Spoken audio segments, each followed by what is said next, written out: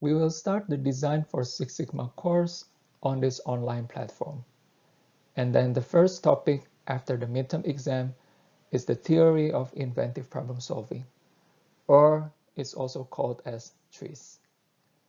In this section, I'm going to talk about the foundations, and there will be another section talking about the examples of TRIZ application. So let's start with who invented TRIZ. A man in the picture, Heinrich Altschuler, was a researcher from the former Soviet Union. He investigated 200,000 patents.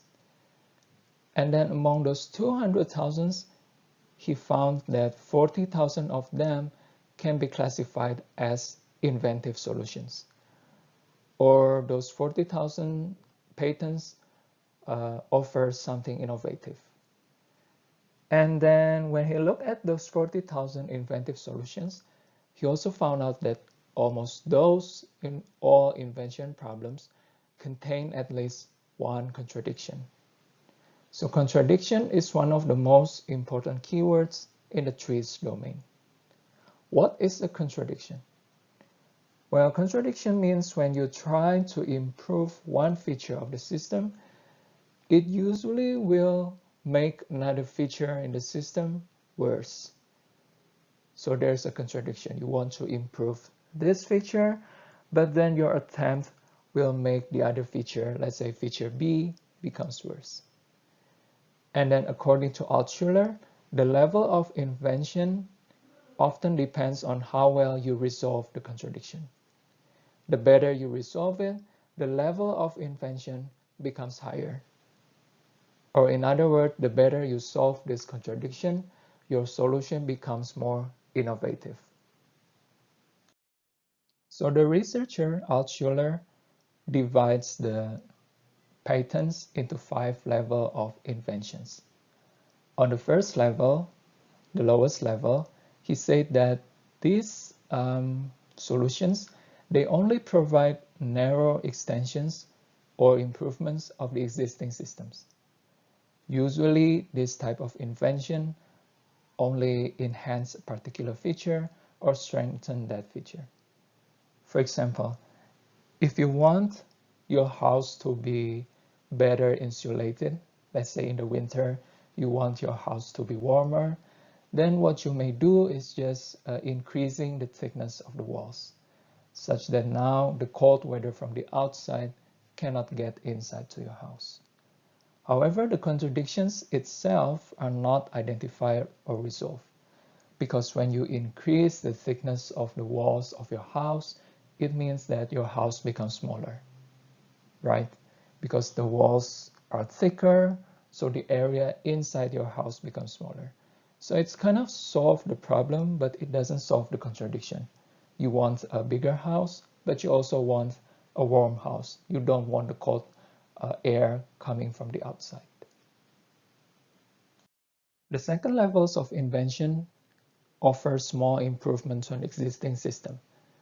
It reduces the contradiction, but it still requires some obvious compromises. The example is an adjustable steering column. When you can adjust the steering column, now you may accommodate a wider range of body types that can drive this car more comfortably. Tall people, short people, now they can adjust the steering column and drive the car more comfortably. On the level 3 of the inventions, these inventions significantly improve the system. The contradiction is resolved, and it is done often through the introduction of entirely new elements. So for example, the standard manual transmission of a car is replaced with an automatic transmission. So it is an entirely new element of the system. So on the fourth level of inventions, these inventions are usually found in science, not in technology. They use a completely different principle for the same primary function as before.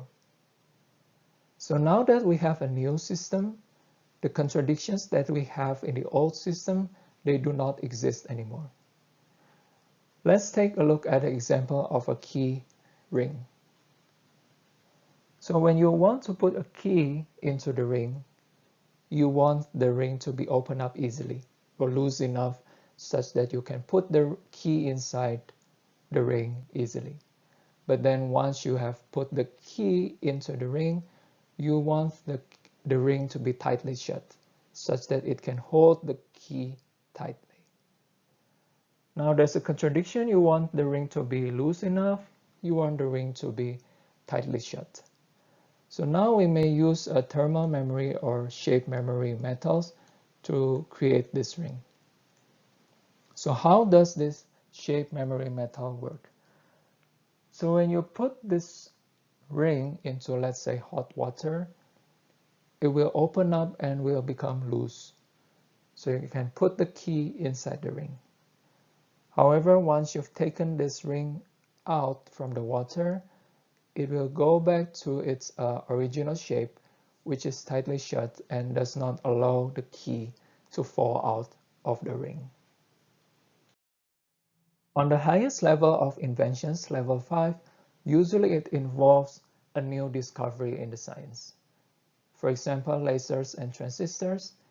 And then after the discovery of this new phenomenon, they usually will create a lot of new systems, new inventions, and new industries. For example, after the discovery of lasers, now we may have a laser pointer that we may use to point out things when we do our presentation. So after dividing the inventions into 5 levels, Altshuler also have other findings about innovation.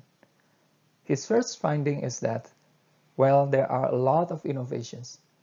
However, when he looked at them, apparently those innovations are the result of applying very small number of principles and strategies. So he saw a lot of inventions. However, when he looked at the principles, actually those all inventions come from a very small number of principles and strategies. So this is one of the main points of TRIZ.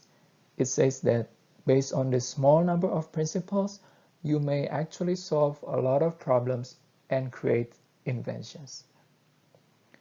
The second finding is that he thinks that innovations are usually characterized by complete resolution of contradictions. So not just solving a trade-off or compromise, but the best thing to do is try to completely resolve the contradiction. And the third one is that when he looked at the innovations, he found out that these innovations is the result of transforming wasteful or harmful elements in the system into useful resources. So when you have something that is originally a waste or something that is harmful, when you can transform these things into something useful, then you create an innovation. So the key here is turning something wasteful or harmful into something useful. Or in other words, turning lemon into lemonade. And then finally, Altshuler also thinks that the trend of technological innovation are highly predictable. It means that if you know right now we are at this stage of the technological development, then you may predict what happened in the future based on the trend. So now we can say that TRIZ is actually a combination of methods, tools, and a way of thinking.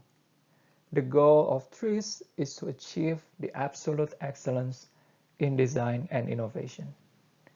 There are 5 key philosophical elements of TRIZ: ideality, functionality, resource, contradiction, and evolution.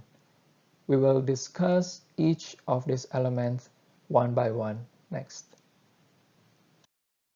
So let's talk about the first element, functionality. The first element of TRIZ talks about function. Function is defined as the natural or characteristic action performed by a product or service. So here the keyword is action. A product may provide many functions. Let's take a look at an example. If you think about a car, it provides the function of transporting you from point A to point B. However, it also has other functions, for example, providing you with comfortable riding. It provides you with AC, music, and so on. So the most important function of a product, which must exist in a product, is called main basic function. So in the example of a car, the main basic function is transporting people from point A to point B. So the other functions that I've mentioned before, which are not the basic main function, can be called as secondary functions. There are two types of secondary functions. The first type is called secondary basic functions. These functions are not the main function, but they're definitely needed by customers. For example, customers need a car with comfortable seats so they can ride this car comfortably. And then another example is the paint of a car. The paint protects the car from rust and corrosion. That's not the main function of a car, but it's definitely needed by customers. The other type of secondary function is called non-basic but beneficial functions. Again, let's take an example of the paint of a car. The paint will make the car looks beautiful, it makes the cars look sleek and so on, such that the owner of the car feels happier when he or she rides the car. And then there are also functions which are called supporting functions. The first type of this category is called assisting functions.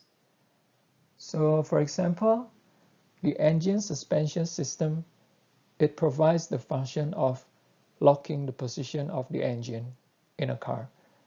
So it just assists the engine to have a fixed position in a car. So it does not provide like any main function or anything. It just assists the other more important part such that it can function properly. Another type of this category function is called correcting function. Here we can take the example of the water pump in an automobile internal combustion engine. It provides the function of circulating water in the engine system in order to cool down the engine off. So the water pump will circulate the water will take away the heat from the engine such that the engine will not get overheated. So finally, there are some functions that we can call harmful functions. These functions are unwanted and negative functions. It appears when we use the product to achieve the useful function. For example, in an internal combustion engine, the useful function is providing power. However, when it is doing this useful function, it also generates a harmful function, which is generating noise, heat, and pollution. So how can we describe the function of a product? Well, at least there are two methods that I'm going to talk about here. The first method is called functional statement. So in this statement, we state the subject, we state the object, and then we state the verb or the action that the subject does to the object. For example, the subject is car, the object is people, then the verb is move. The car moves the people. Another example is the subject is a toothbrush and then the object is teeth. The verb here is brushes because toothbrush brushes teeth. Another method that we can use is called functional analysis diagram. In this diagram, similar to the statement, we have a subject and an object, and then between subject and object, we draw an arrow and then put on the action or the field that happens between the subject and object. So for the example of a toothbrush, the subject is the toothbrush, the object is teeth, and then the action or the field that happen between them is the brushing action, which causing mechanical field.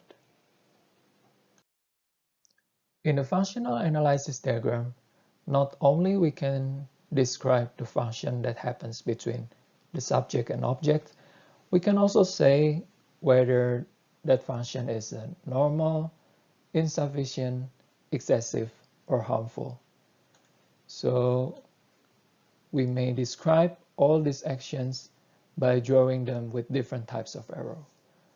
So if the arrow is just a usual arrow that we've seen before, it means that the action is just a normal, useful action. However, if we want to say that the action is useful, but it's not enough or insufficient, we can use a thinner arrow. So for example, if somebody brushes his or her teeth too gently, it means that the action is not enough or insufficient. So here we can see we use a thinner arrow. Sometimes people also brush their teeth too hard. So when we want to say that the action is actually useful, but it's excessive, so we use a much bigger arrow to describe that kind of action. So this big arrow means that the brushing action is excessive or too hard, such that the consequences are, there are two consequences here. First is that the teeth will wear out the toothbrush, and then the toothbrush will tear your gums. Let's take a look at another functional analysis diagram example. So this is the example of the diagram of an overhead projector. So this is an old-fashioned projector which works like this. You put a film slide here, and then this machine will project whatever is written on the slide to the screen or to the wall. So the basic main function of this product is transforming from electrical power to create an image projected on the screen. So that's the main basic function. It also has some secondary functions. For example, when we use our hand to adjust the focus or to adjust this mirror, such that the projected image is positioned at the position that we want to, and the quality is clear. However, you also notice that there are some harmful actions. So from the electrical power to the projection lamp, to the lens and to the film, there's a heat that is generated by this machine. And then to counter that harmful functions, we use the fan to help reducing the harm from those harmful functions. There's also another model to describe the function of a product. It's called the substance field functional model. So here, the subject is called tool or S2. The object is called S1, article, and the field or the energy that happens between the interaction of S1 and S2 is called field. So for example, the object is a carpet, and then the tool is a vacuum cleaner, and then the field is the cleaning action or the mechanical field. Another example is if you're painting a wall, and so the subject is you, a person, the object is the wall, and the action is painting, or the field is chemical. So those are the ways to describe a function of a product, and that's the first element of TRIZ, which is called functionality.